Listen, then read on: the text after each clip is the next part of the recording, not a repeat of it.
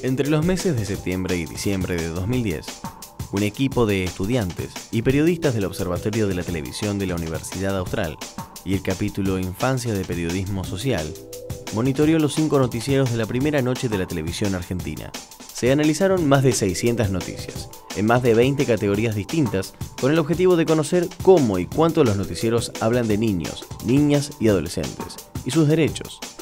Se trató de la primera investigación de este tipo en el país, y el primer número lo dice todo.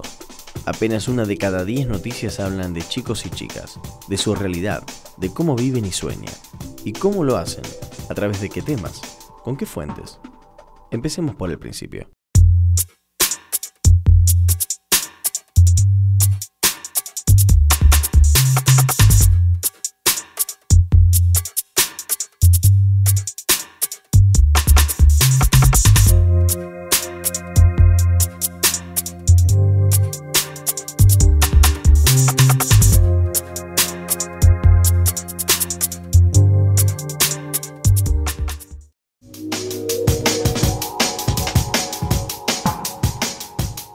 Para los noticieros, la realidad de chicos y chicas se divide en dos.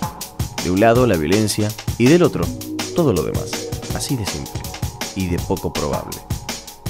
Es que, según esta investigación, la violencia ocupa el 43,2% de las notas referidas a infancia y adolescencia en los noticieros de la primera noche de la televisión argentina. Y es un número también que no termina reflejando equilibradamente lo que ocurre con la niñez y adolescencia en nuestro país. ¿O es la violencia en sus diferentes formas una parte tan importante en la vida de los casi 15 millones de chicos menores de 18 años que viven en el país, como sí lo es en las noticias? Todo pareciera indicar que no. Y esta supremacía de las notas de violencia es una característica común a todos los noticieros, con excepción de Visión 7, de la televisión pública. En los otros 4, la violencia ocupa casi siempre, en promedio, la mitad de la agenda de temas, y en casi todos, la diferencia con el resto de los temas es muy importante. ¿Alguna explicación?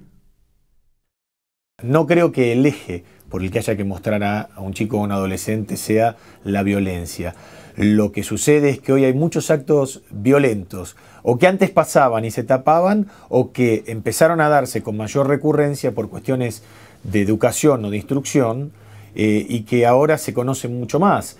Por caso también, la cantidad de hechos que hay de violencia en los establecimientos educativos, de pibes que llevan armas blancas, armas de fuego, de tragedias, una de las tragedias que se vivieron hace años en el sur, creo que es el caso más emblemático, también hace que se hable de violencia, pero desde un punto de vista antes no conocido, que era el de la violencia en los colegios. La violencia es, por una parte, noticia, en el sentido de que responde claramente a la idea de ruptura, que siempre implica cualquier noticia, y por otra parte es una noticia que atrae, una noticia que genera curiosidad, que genera interés. Me consta que muchas veces los directores de noticias extienden la duración del noticiero porque van registrando con el minuto a minuto, con el rating minuto a minuto que le suministra Ibope, que una noticia de violencia está generando mucho rating, por lo tanto la mantienen, ¿no? Cuando nosotros decimos que, aunque vos creas en este momento que ese chico es ni más ni menos que el victimario, sabe que también es víctima, llega una aluvión, pero un aluvión de mensajes a Twitter, a la web. Es tremendo. Violencia, violencia, violencia. Y hay más números llamativos.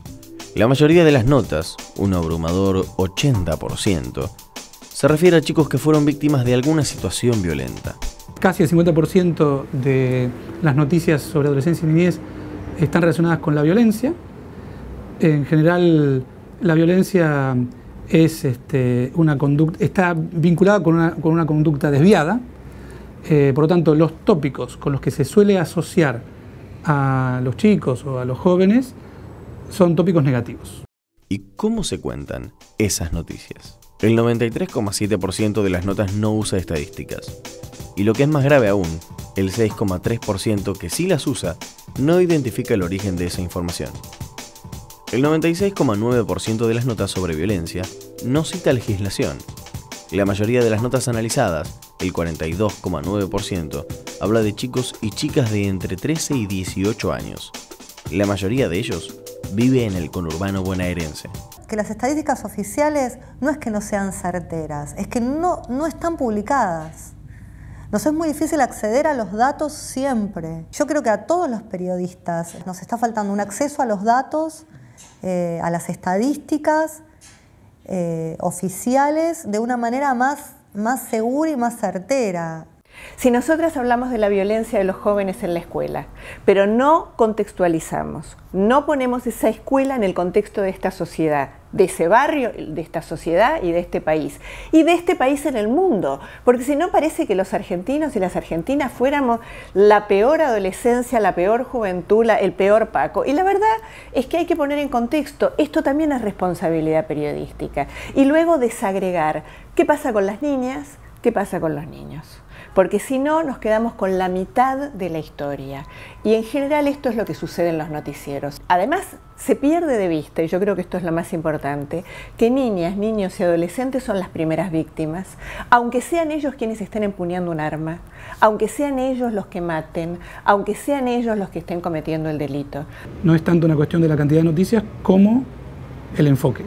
Entonces, en el enfoque yo sí creo que le falta marco teórico a la noticia, al menos televisiva, sobre la niñez y sobre la juventud, la adolescencia, ¿no? Marco teórico quiere decir una perspectiva que no es periodística, pero que habría que convocar desde los expertos, o habría que documentarse bien, que implica una especial protección jurídica, una especial atención también psicológica y educativa, que muchas veces se nota que los periodistas, cuando hablan de los niños o de los jóvenes, no tienen.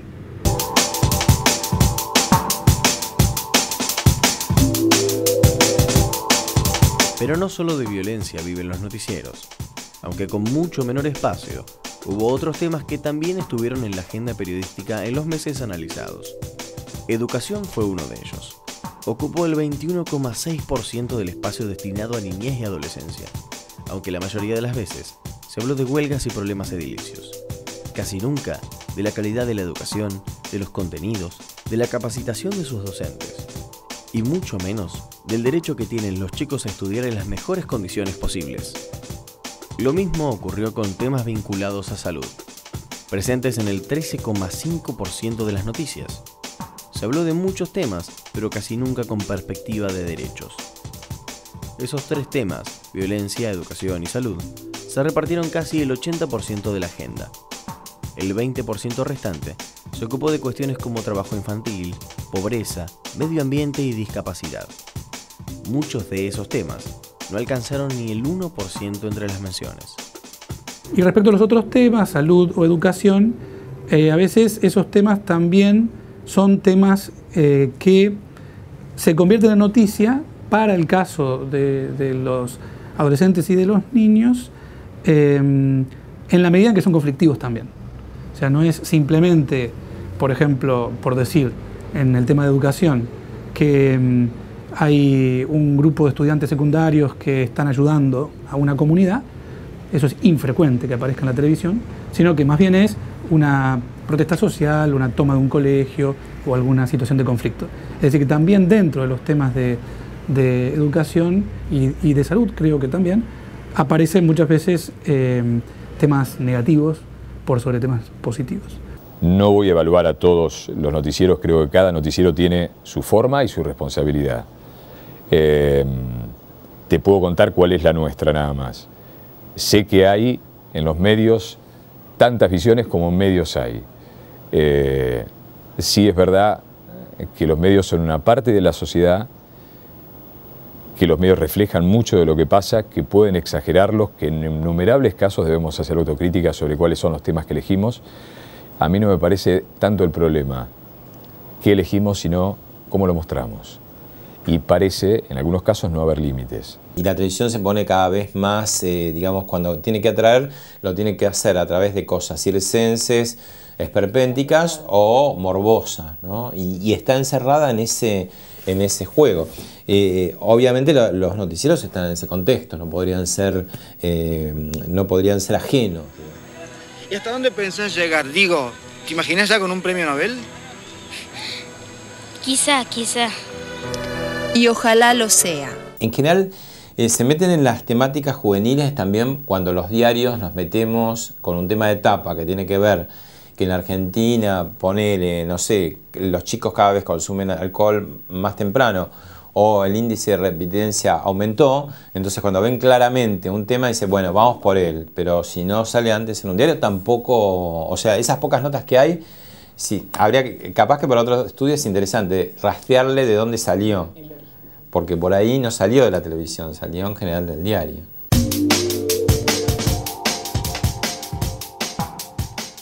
¿Y quiénes hablan en las noticias de infancia y adolescencia?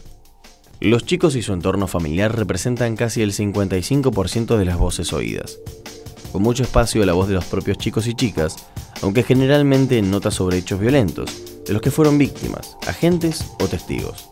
En el resto de las noticias, la participación de los chicos como fuente es relativamente más baja, y en algunos casos es difícil entender por qué no se los escucha. Un ejemplo. Una maratón de lectura de la que participaron más de 1000 chicos y chicas de Capital Federal, organizada por la Fundación Leer, el 1 de octubre de 2010. El informe, de casi 4 minutos, presentó imágenes coloridas de chicos leyendo, escuchó la voz de los organizadores, de los artistas presentes, escritores y docentes, pero no de los propios chicos y chicas que estaban allí.